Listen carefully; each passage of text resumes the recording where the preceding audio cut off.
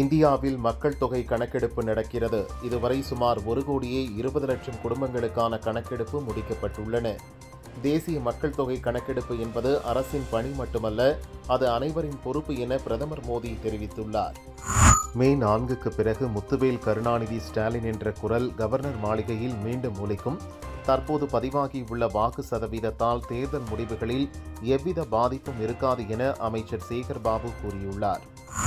இந்திய ரயில்வேயில் உள்ள மொத்த பணியிடங்களில் 2% பணியாளர்களை குறைக்க ரயில்வே நிர்வாகம் முடிவெடுத்துள்ளதாக செய்திகள் வரும் நிலையில் இத்தகைய ஆட்குறைப்பு நடவடிக்கைகளை ரயில்வே மேற்கொள்ளக்கூடாது என இந்திய கம்யூனிஸ்ட் கட்சி வலியுறுத்தியுள்ளது.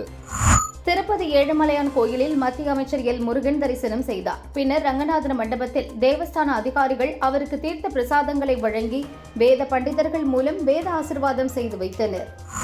நீட் தேர்வு எழுதவுள்ள மாணவர்கள் தைரியமாக தேர்வை எதிர்கொள்ள வேண்டும் என தேசிய தேர்வு முகமை தெரிவித்துள்ளது. மிகுந்த மன அழுத்தம் மற்றும் பதற்றத்தை உணரும் மாணவர்கள் 144116 அல்லது 180089144116 ஆகிய உதவி எண்களில் பல மொழிகளில் ஆலோசனை பெறலாம் என்று அறிவுறுத்தியுள்ளது. தமிழகத்தில் வரும் 30ஆம் தேதி தருமபுரி, கிருஷ்ணகிரி, சேலம், ஈரோடு, நீலகிரி மற்றும் கோவை ஆகிய 6 மாவட்டங்களில் கனமழை பெய்ய வாய்ப்புள்ளதாக வானிலை ஆய்வு மையம் தெரிவித்துள்ளது.